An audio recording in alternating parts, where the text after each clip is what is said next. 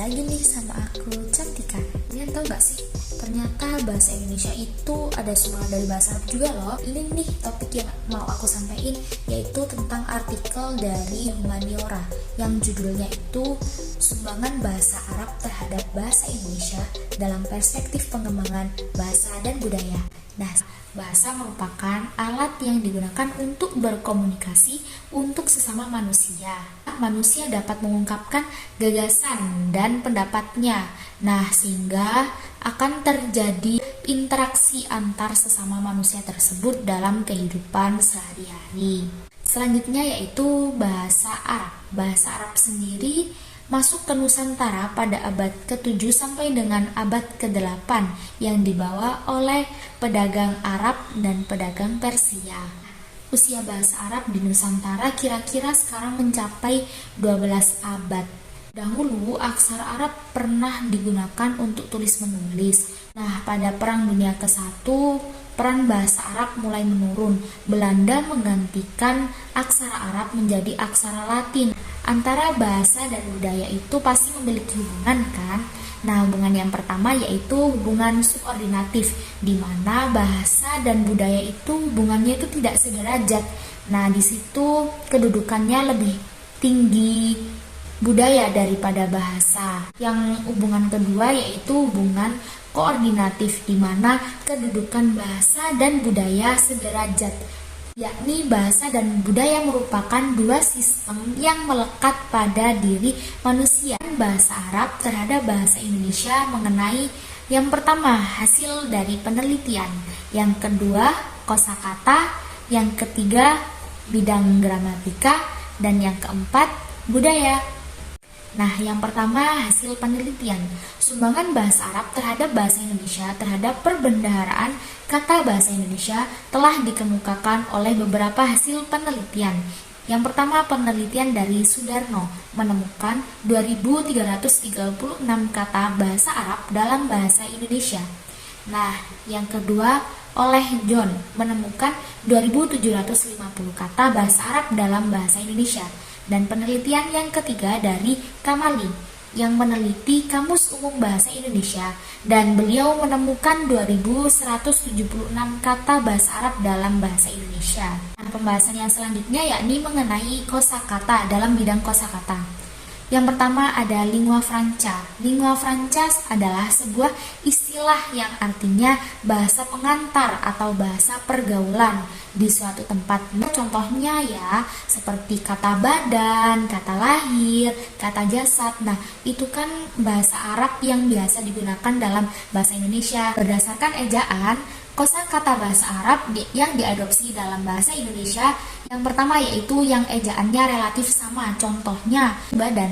Dalam bahasa Arab ejaan badan sendiri sama seperti bahasa Indonesia badan.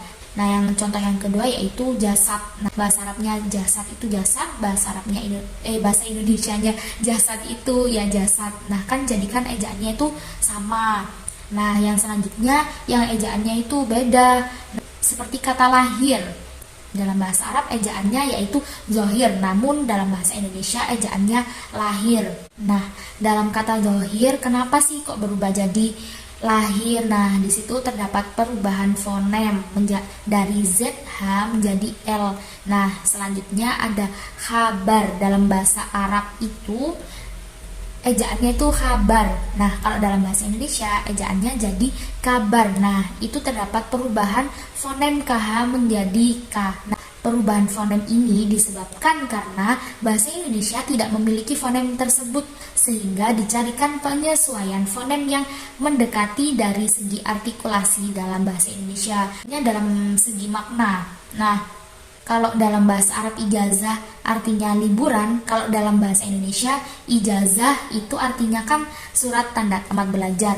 Nah, contoh selanjutnya yaitu kalimat. Nah, kalau kalimat dalam bahasa Arab itu artinya kata, tapi kalau kalimat dalam bahasa Indonesia itu rangkaian kata-kata. Gramatika, sumbangan bahasa Arab di bidang gramatika dalam bahasa Indonesia adalah pembentukan sufiks atau akhiran untuk menunjukkan kata sifat.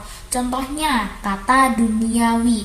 Nah, di situ kan terdapat sufiks Wi, sufiks itu akhiran. Nah, ada akhiran wi. Dalam Kamus Besar Bahasa Indonesia, arti dari duniawi sendiri yaitu mengenai dunia, bersifat dunia. Nah, wi itu menunjukkan sifat.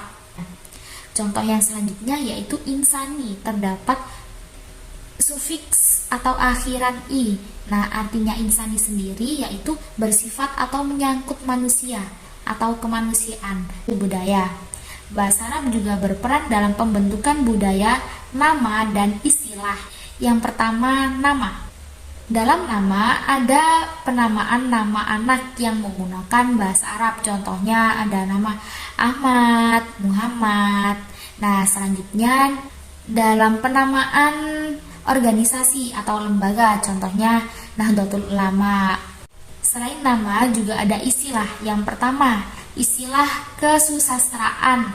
Dalam bidang kesusastraan, nah di situ terdapat kosakata bahasa Arab yang digunakan dalam kesusastraan Indonesia. Contohnya kata kisah, kata hikayat. Nah, selanjutnya dalam ketatanegaraan. Nah, contohnya dalam kalimat Majelis Permusyawaratan Rakyat. Nah, dalam kalimat tersebut terdapat kata dari bahasa Arab yaitu majelis. Dalam bahasa Arab sendiri, majelis itu artinya perkumpulan orang.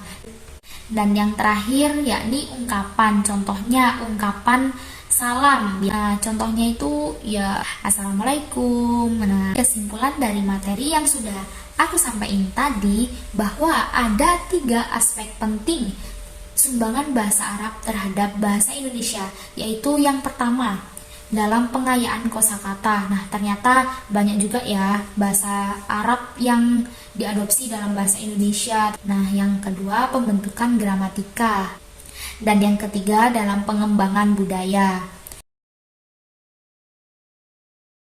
Wah, sepertinya ada yang bertanya nih, apa itu gramatika?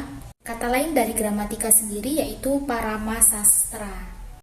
Gramatika sendiri yaitu ilmu yang mempelajari tentang tata bahasa atau kaidah-kaidah yang mengatur penggunaan bahasa.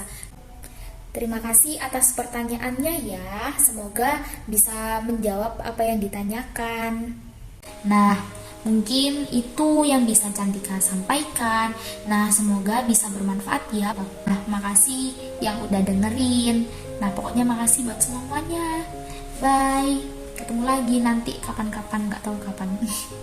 Dah.